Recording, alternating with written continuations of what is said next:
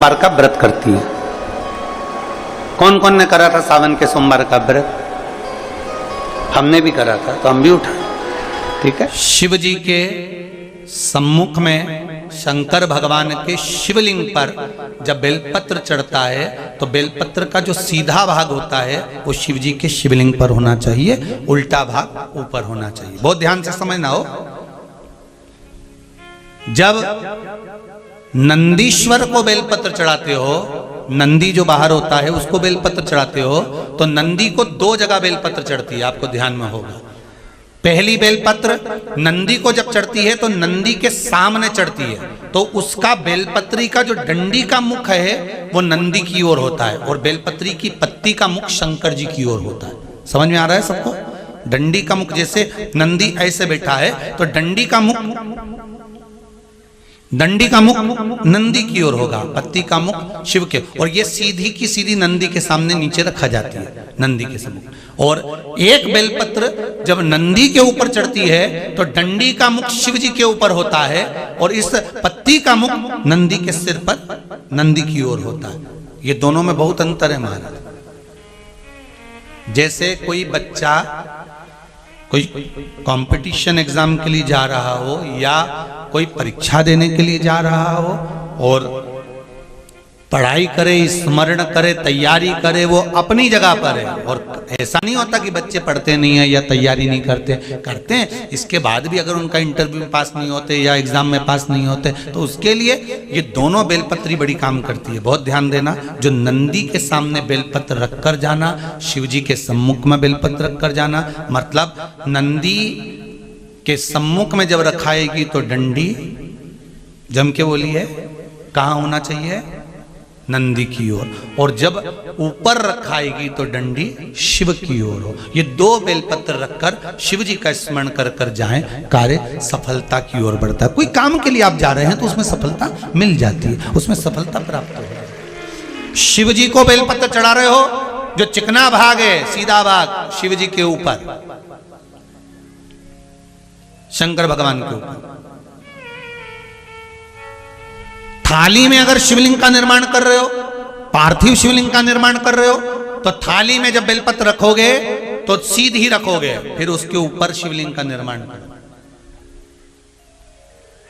अगर आप निर्माण करते हैं पार्थिव शिवलिंग का और बनाते हैं बेलपत्र का नीचे, महाराज शंभू बनाओ, जरा जोरदार अच्छा महल बनाओ, जोरदार कालीन बिछाओ। 500 साल रहना है तो मकान तो अच्छा होना चाहिए ना, गाड़ी भी जोरदार होना चाहिए, बंगला जोरदार होना चाहिए। अब तुम सबको मालूम है कि 100 साल नहीं जी रही आज का आदमी, 70-80 में कम निपट जाओ, कौन सा भरोसा है? पहले तो फिर भी सोचा जाता था कि 100 साल तक जिएगा। आज के जमाने में तो कोई भरोसा ही नहीं है कि कब निपट जाएगा। और आजकल तो नई बीमारी, वो अटैक ऐसा हो गया है, हार्ट अटैक, बेचारा कहीं का जिम कर रहा है तो ही आ जाता है, कहीं का खाना खा रहा है तो आ जाता है। अभी एक हमें कोई ने बताया था, आशीष ने, कि एक तमिलनाडु में एक पति पत्नी की शादी हुई और दोनों शादी करके घर के अंदर आए। पहली विदाई बहू की हो रही थी और पत्नी को अटैक आ गया। मालूम पड़ा पति को सूचना मिली, पति को भी अटैक आ गया, दोनों ही निपट गए।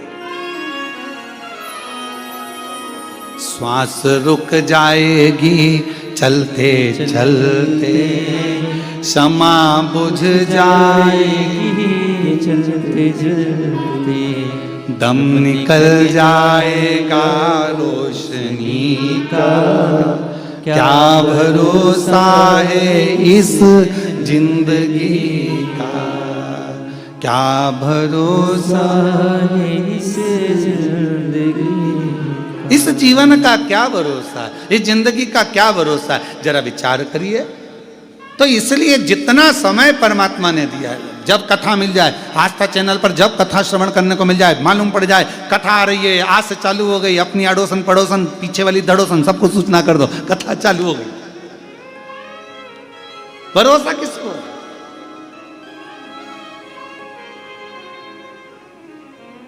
कहीं पहाड़ गिर रहे हैं, कहीं पर्वत गिर रहे हैं, कहीं बाढ़ आ रही है। अभी पंजाब के कई जिले पानी में डूबे पड़े हैं। पंजाब के इतना जलवृष्टि पंजाब में हुआ है कि जल त्राही त्राही हो रहा है। इतना पानी चारों तरफ, घरों में, मकानों में, दुकानों में, खेतों में, भोजन तक नहीं, पूरी व्यवस्था, प्रशासन की अव्यवस्था हो गई। इतना पानी, पानी कौन संभाले, कैसे संभाले? आज पंजाब की स्थिति देखकर पंजाब में निवास करने वाले सभी शिव भक्तों को इतना जरूर कहूँगा, मेरा देव अधिदेव महादेव जल्दी से जल्दी सब बागडोर अच्छे से संभाले, और जो भी भरा हुआ स्थान है पानी से पंजाब का, वो सब खाली होकर बड़े प्रेम से सभी सुरक्षित रहें। सबकी रक्षा मेरा कृष्णेश्वर महादेव, मेरा काल अधिपति महाकाल बाबा, मेरा कुबेर भंडारी करे। और पंजाब के जितने भी शिव भक्त जो शिव कथा को सुनते आए हैं, अगर आपके क्षेत्र में पानी नहीं है तो हाथ जोड़कर निवेदन करूंगा कि जिन जिन क्षेत्रों में पानी भरा पड़ा है वहाँ पर शंकर भगवान का नाम लेकर आप विठलेश सेवा समिति की ओर से, कुबेरेश्वर बाबा की ओर से वहाँ भंडारे चलाएं, भोजन कराएं, बच्चों को वस्त्र की व्यवस्था करें। हमने भी पंजाब में भटिंडा में, वहाँ के भटिंडा के मेयर महोदय के पिताजी अमरजीत सिंह जी से बात करी, 2-3 बार। उनको हमने एक ही बात कही, आप जब कहेंगे श्री विठलेश सेवा समिति पंजाब के लिए चावल कहें तो ट्रकों में भरा कर चावल भेज दिए जाएं, आटे का बोलें तो आटा भरा कर भेज दें। और अगर जो बच्चे हैं, क्योंकि बेटियां हैं, कुबेरेश्वर धाम, बाबा कुबेर भंडारी का धाम कुबेरेश्वर धाम प्रत्येक बेटियों का मायका है, और जितने भी पुरुष वर्ग हैं उनका ससुराल है, बच्चों का ननिहाल है। तो इस मायके से जब आप कहोगे हम ट्रक भरकर कपड़े, ट्रक भरकर अनाज जब चाहो जब भेज दो। विठलेश सेवा समिति और कुबेरेश्वर धाम परिवार आपके साथ हमेशा खड़ा हुआ है। ये कुबेर भंडारी आपका पिता का घर है, मायका है, माय। हमने भटिंडा के मेयर महोदय को सूचना दी है कि जब जरूरत पड़े आप सूचना करें, ट्रक भराकर कपड़े बच्चों के पहनने के, मेरी जीजियों के लिए, मेरे जीजाओं के लिए पहनने के वस्त्र आदि, कम्बल, रजाई, जो कहो वो यहाँ से विठलेश सेवा समिति सीहोर कुबेरेश्वर धाम भेज दे दिल से। और ये समिति, विठलेश सेवा समिति, ये कुबेरेश्वर धाम परिवार सब बहन बेटियों का मायका है। बिल्कुल बेझिझक अगर कोई को भी कुबेरेश्वर धाम से कुछ भी अगर ऐसा लगता है तो जरूर आप धाम पर सूचना करें। सब हमने मेयर महोदय को इस चीज की सूचना पंजाब में दी है, और जब जरूरत पड़े तब कुबेरेश्वर धाम आपके लिए खुला हुआ, खुला हुआ। और घबराना नहीं बिल्कुल भी पंजाब वालों, रत्ती भर भी घबराना नहीं। वाहेगुरु जी आपके साथ हैं, मेरे भोलेनाथ आपके साथ हैं, और पूरा भारत आपके साथ है, पूरा भारत आपके साथ। बिल्कुल नहीं घबराना, बच्चों को हौसला देना, कोई बात नहीं। पानी में अगर घर चला, पानी में अगर दुकान गई है, टेंशन नहीं लेना, बाबा वाहेगुरु जी सब अच्छा करेंगे, भोलेनाथ जी सब अच्छा करेंगे, सब अच्छा, चिंता ना करें। शिव शिव है, जीवन का कोई भरोसा नहीं, कोई भरोसा। और हम तो बाबा के भरोसे चलते हैं, हम तो बाबा के भरोसे चलते हैं। ये दुनिया वाले जलते हैं, ये दुनिया वाले जलते हैं, हम तो बाबा के भरोसे चलते हैं, हम तो बाबा के भरोसे चलते हैं। काशी वाले के भरोसे चलते हैं, डमरू वाले के भरोसे चलते हैं, सीहोर वाले के भरोसे चलते हैं, कृष्णेश्वर नाथ के भरोसे चलते हैं, हम तो बाबा के भरोसे चलते हैं। ये बाबा की कृपा, ये उसकी उदारता है, जीवन का कोई ठिकाना नहीं। पहली कथा राजा कर्ण की कर रही है कि यह सोने का पहाड़ है, तुम लेने वाले वो देने वाला, मैं बीच में क्यों पढ़ूं कि एक तगाड़ी दूं कि दो तगाड़ी दूं, जिसकी मर्जी उतना ले जाओ। हमने हितेश नारखेड़े जी से कहा कि कथा के यजमान कौन बनेगा, तो हितेश नारखेड़े जी बोले पहले तो कृष्णेश्वर महादेव बनेंगे। ठीक, हमने कहा नहीं वो तो बन गए, फिर पूजन में कौन बैठेगा, तो कि एक पिताजी बैठ जाएंगे, एक हमारे ससुराजी बैठ जाएंगे। तो हमने कहा ये भी अच्छी बात।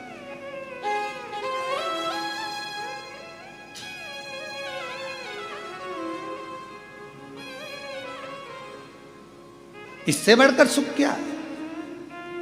क्या पता कौन सा पुण्य सामने आया, कौन सा पुण्य तुम्हारे सम्मुख में आया, क्या पता क्या योग संजोग था। पाटिल साहब हम कहेंगे योग संजोग, हम कहेंगे पूर्वजों का हुआ होगा।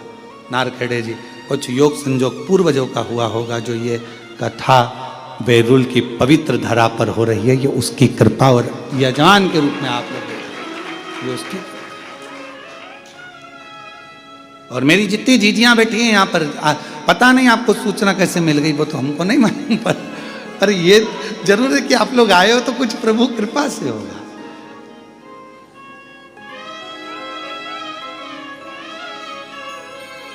एक जीजी तो पहचान की है कलेक्टर महोदय के यहाँ से, मैं उनको भी बहुत बहुत साधुवाद देता हूँ कि प्रत्येक कथा में आप जब भी आसपास के क्षेत्र में कथा होती है, आपकी श्रद्धा और विश्वास कथा में पहुंचता है। मैं बहुत बहुत धन्यवाद देता हूं आपको। उसके शिव तत्व है, भगवान की अविरल कथा। और महाराज राजा कर्ण की दूसरी कथा कर रही है। एक तरफ तो पूर्ण दान दे देना और दूसरी तरफ की कथा कर रही है कि राजा कर्ण इतना प्रतिदिन का स्वर्ण दान करता, सोना दान करता, स्वर्ण दान करता, इतना सोना दान करता, रोज प्राण छूटे राजा कर्ण के। गया ऊपर, सोने की कचौड़ी, सोने की पूड़ी, सोने का पानी, सोने की जलेबी, सोने का भजिया और सोने का भाजी बड़ा और सोने का ही बड़ा पाव, सब सोने का मिला खाने को। तो राजा कर्ण बोला मैं सोना कैसे खाऊं, मैं ये सोना कैसे खाऊं, ये मेरे बस का नहीं है सोना खाना, मुझे अन्न दीजिए। अन्न का दान करा तुमने राजा कर्ण, तुमने अन्न का दान नहीं करा इसलिए तुमको अन्न खाने को नहीं मिला।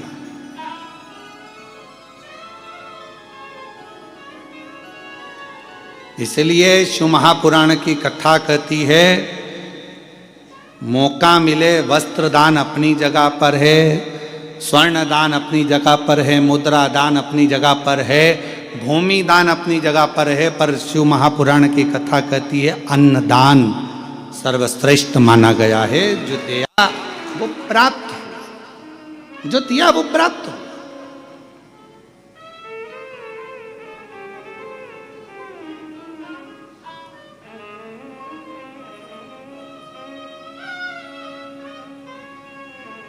अन्न से बड़ा कुछ दान है ही नहीं। भूखे को भोजन, प्यासे को पानी, जय बाबा बर्फानी। भूखे को भोजन कराए, प्यासे को पानी पिलाए और शिव जी का नाम ले, बाबा बर्फानी का जय जयकार होता ही क्यों है। भूखे को भोजन, प्यासे को पानी, जय बाबा बर्फानी।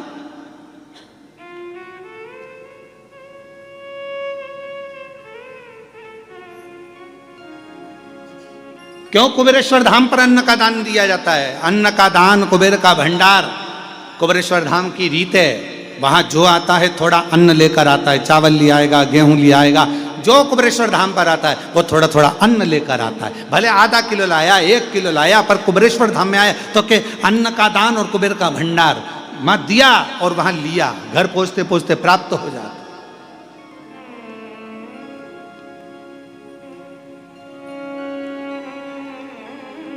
तुमने अन्न नहीं दिया है राजा कर्ण, तुमने भोजन में अन्न का दान नहीं दिया। तो राजा कर्ण को लगा कि अन्न नहीं दिया तो अब क्या होगा, तो कहा कि तुम्हें भोजन खाने को नहीं मिलेगा। राजा कर्ण ने कहा कि मुझे कुछ दिन दे दो, मैं पृथ्वी पर जाकर अन्न का दान करूंगा।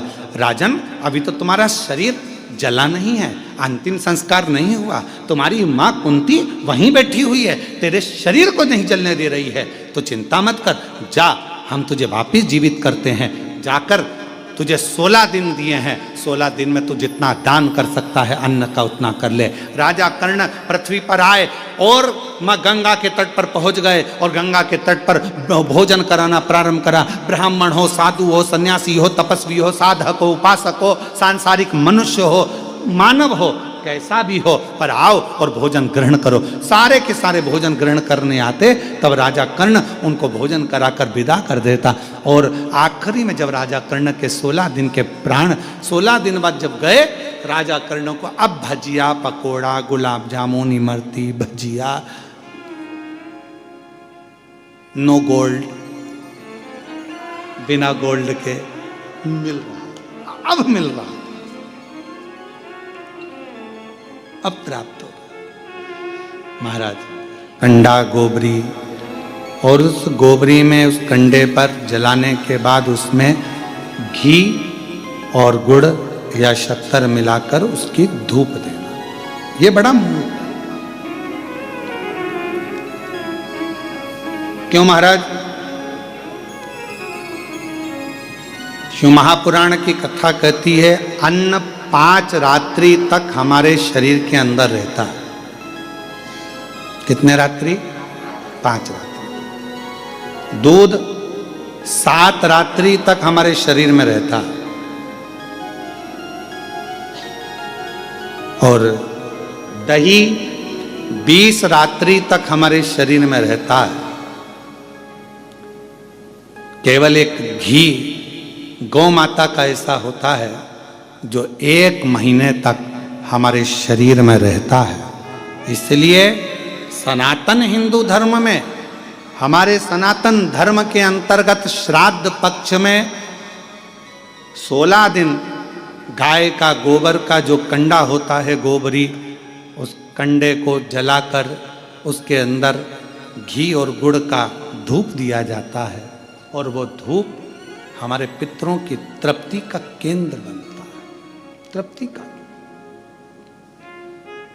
कई लोग कहते हैं गुरुजी ये धूप देना जरूरी होता है क्या? पितरों के लिए क्या कंडा जलाकर गोबरी जलाकर उसमें घी शक्कर या घी गुड़ छोड़ना जरूरी होता है? जरूरी है। हम तो हमेशा कहेंगे, चाहे तुम बड़े मल्टी में रह रहे हो, मॉल में रह रहे हो, तुम्हारा मन जहां तुम VIP में रह रहे हो, तो भी प्रयास करा करो कि 16 दिन में एक दिन आप धूप जरूर दें, बहुत जरूरी। इसकी कहीं कथा का वर्णन आता है? क्यों नहीं आता? अगर हम उठाकर देखें हमारे शास्त्रों को, हमारे पुराणों को, तो आप स्मरण करेंगे कपिल मुनि जी के आश्रम में 60,000 राख के ढेर बने सूर्य वंश के पुत्र। महाराज राजा सगर की 2 धर्म पत्नियां थीं। पहले नंबर पर केशनी, दूसरे नंबर पर सुमति। और राजा सगर की 2 धर्म पत्नियां हैं। उसमें से राजा सगर की पहली पत्नी केशनी से 60,000 बेटों ने जन्म लिया।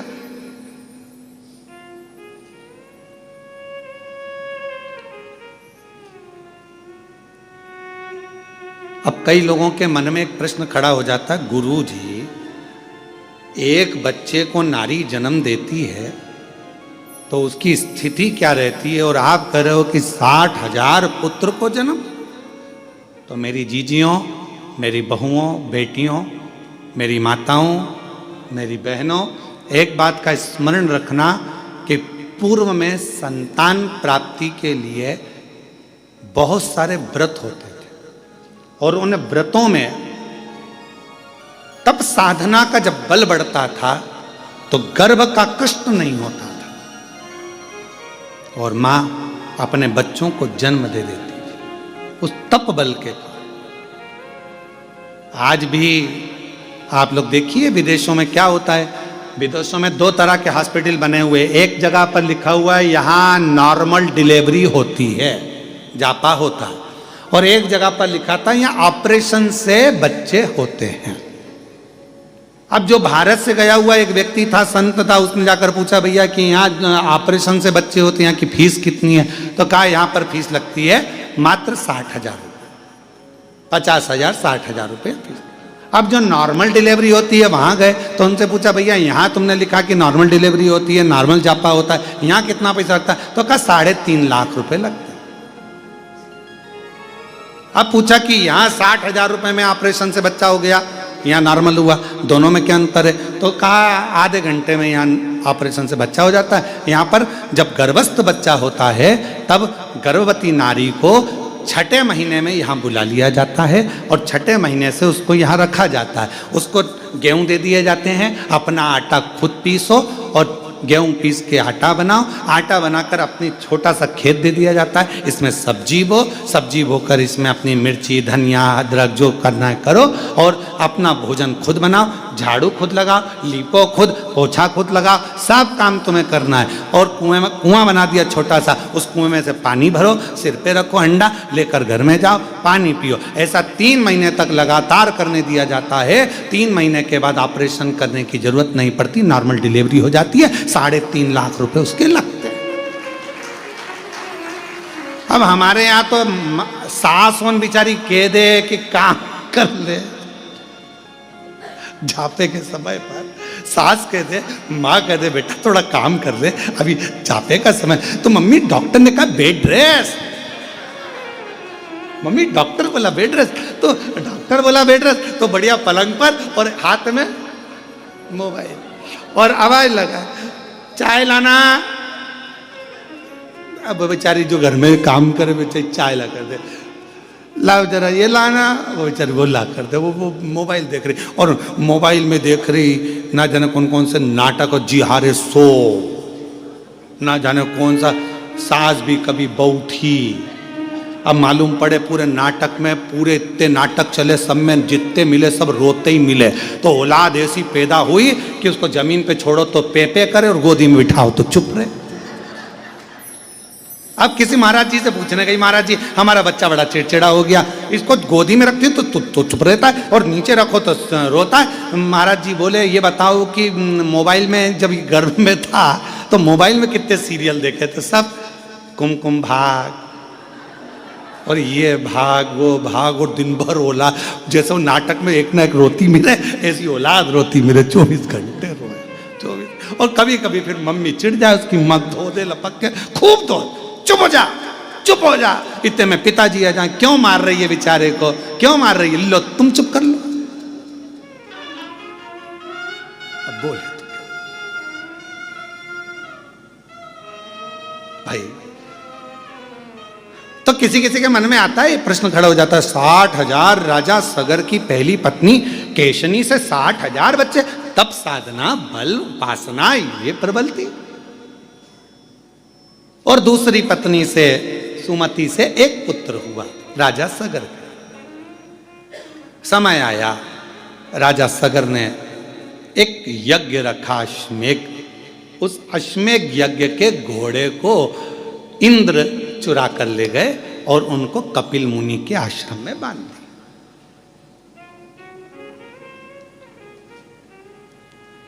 अब आपके मन में फिर अगला प्रश्न आएगा, क्या देवता ऐसे होते थे कि दूसरे के घोड़े चुरा के दूसरी जगह बांध दिया है? बहुत ध्यान रखना, ईर्षा एक शब्द ऐसा है जो किसी को भी बढ़ते हुए नहीं देख सकता। आप उन्नति की सीढ़ी पर चढ़ोगे, आपको वो देख नहीं पाएगा। ईर्षा, ईर्षा एक शब्द ऐसा है जो किसी को बढ़ता हुआ नहीं देख सकता। इसके पास गाड़ी कैसे आ गई, इसका बंगला कैसे बन गया, ये इतने ऊंचे पद पर कैसे पहुंच गया, इतनी अवधि कैसे हो गई, इतना प्रतिष्ठा कैसे हो गई, इतना नाम कैसे चल रहा है, इतना दौलत कैसे आ गया, इतना धन कैसे आ गया, इतना वैभव कैसे आ गया। ये ईर्षा व्यक्ति के भीतर पनपती रहती है, ईर्षा। और फिर निवेदन है, दूसरे को कोई मतलब नहीं है, सबसे ज्यादा तकलीफ अपनों को होती है। ये ईर्षा अपनों को तकलीफ देती। तो क्या करना चाहिए? लोग जलेंगे, ईर्षा करेंगे, तो क्या हम गाड़ी में नहीं घूमें? लोग जलेंगे, ईर्ष्या करेंगे तो हम क्या खाना नहीं खाएं? लोग जलेंगे, ईर्ष्या करेंगे तो क्या हम कथा नहीं सुने? आप रोज रोज कथा सुन लो। अभी अभी आस्था चैनल वाले एक कोई दिखाएं बार बार बार बार, हमारे को छोड़ के एक को दिखाए, और तुम घर पे जाके जब आस्था चैनल पर कथा सुनना चालू करो और उसमें बताओ इसी इसको दिखा रहा, मेरे को दिखाया नहीं, मैं तो बैठी थी, आगे बैठी और मुझे दिखाया ही नहीं, तो भीतर ईर्ष्या आ जाए। ईर्ष्या बड़ी विचित्र, बड़ी विचित्र।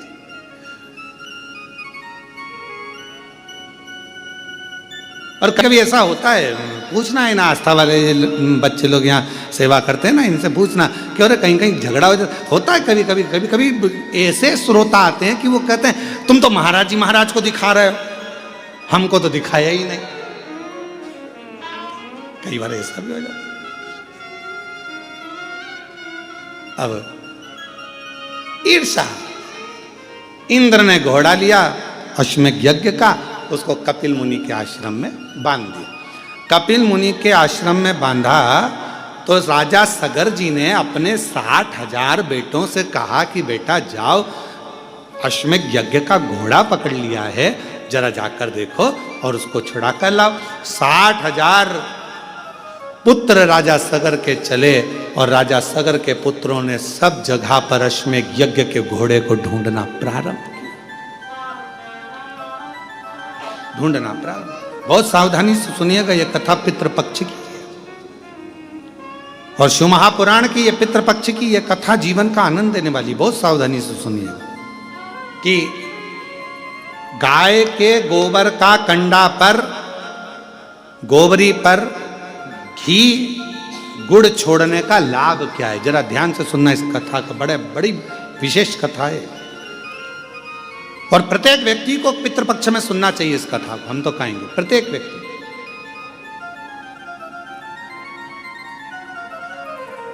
अश्वमेध यज्ञ के अश्व को ढूंढने के लिए चले। अब जगह जगह ढूंढते रहे पर मिला नहीं। आखिरी में कहीं सूचना मिली कि कपिल मुनि के आश्रम में 60,000 जो पुत्र थे वो पहुंच गए और ये मालूम पड़ा कि कपिल मुनि के आश्रम में वो अश्वमेध यज्ञ का अश्व बंधा हुआ है। इन्होंने जाकर क्या देखा कि कपिल मुनि तो तप कर रहे, साधना कर रहे हैं, उपासना कर रहे हैं।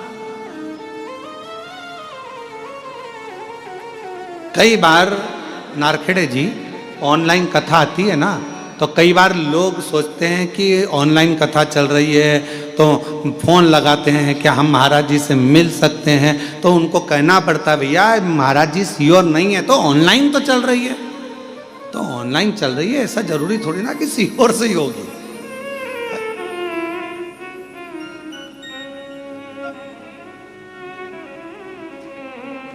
अब ऑनलाइन कथा कहाँ से हो रही, तो भैया बताना, कृष्णेश्वर धाम में बैरुल से हो रही है, पर निवेदन है तुम मत आना।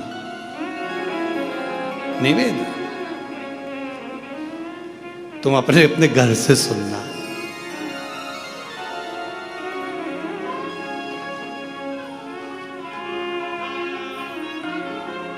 हमें हमारी जिंदगी में कोई टेंशन नहीं है केवल तुम्हारे सिवा।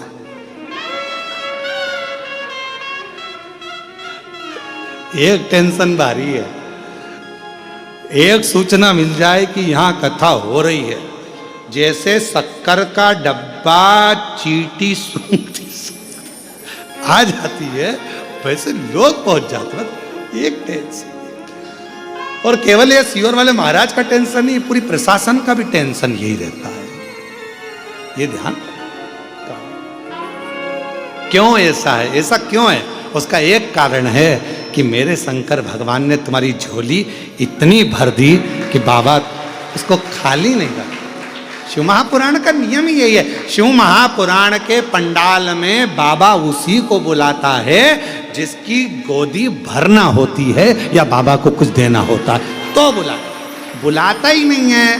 फिर हम फिर कह रहे हैं कि ये कथा यहाँ पहुंची क्यों, तो ये समझ में नहीं आ रहा। अब हमको नहीं समझ में आया, रात को हम भी विचार कर रहे थे कि ऐसा क्या है कि यह कथा घृष्णेश्वर पहुंच गई ऑनलाइन होती होती, मतलब कुछ ना कुछ तुम जितने बैठे हो ना, कुछ ना कुछ तुम्हें फैमिली गिफ्ट मिलने वाला, कुछ ना कुछ वाला। और तेरी कृपा का क्या है भरोसा, कब किस पर हो जाए, जरा सी हम पर कर दो, जरा सी हम पर कर दो। जिस पर भी हो गई तेरी कृपा करुणा, वो भव पार हुआ, भव पार हुआ। पापी हो चाहे जितना, उसका भी बाबा उद्धार हुआ, उद्धार हुआ। गिद्ध अजामिल गणिका जैसे तेरे मन को भाई, जरा सी हम पर कर दो, जरा सी हम पर कर दो।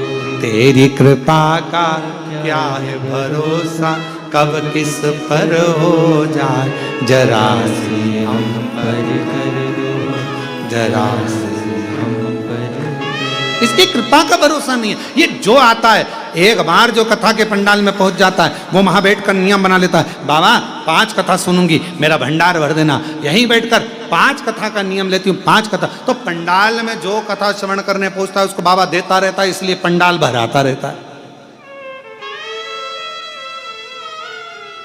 खाली कोई नहीं गया। 3 महीने में बाबा ने फिर दे दिया भरकर उसको, इतनी कृपा कर दे। अब कथा कह रही है, राजा सगर के 60,000 पुत्र कपिल मुनि के आश्रम में पहुंच गए, और कपिल मुनि के आश्रम में पहुंचकर उन्होंने देखा कि कपिल मुनि तो तप में लगे और घोड़ा पीछे बंधा, अश्व पीछे बंधा।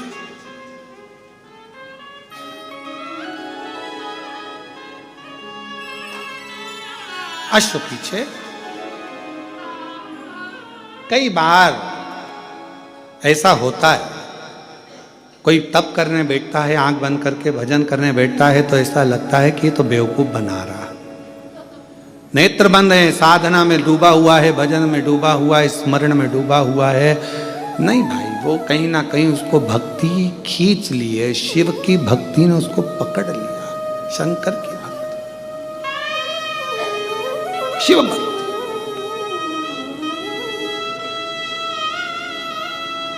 थोड़ा भजन हमारे जीवन में सुख दे सकता है, थोड़ा भजन। जरूरी नहीं कि कोई 4 घंटे बैठकर भजन करे तो हमें 4 घंटे बैठकर भजन करना है, कोई 8 घंटे भजन करे तो हमें 8 घंटे भजन करना है। एक बड़ा सुंदर चरित्र है, जापान में एक साबुन की फैक्ट्री खुली। साबुन की फैक्ट्री खुली तो उसमें उन्होंने साबुन बनाए तो साबुन बनाते बनाते कई साल निकल गए, और सालों निकलने के बाद में साबुन की फैक्ट्री में से कोई एक साबुन ऐसा था जिसमें साबुन ही नहीं अंदर था, और खोखा खोखा चले गया। मार्केट में वो खोखा बिक गया, ग्राहक ने खरीद लिया, खरीदा तो उसमें साबुन नहीं।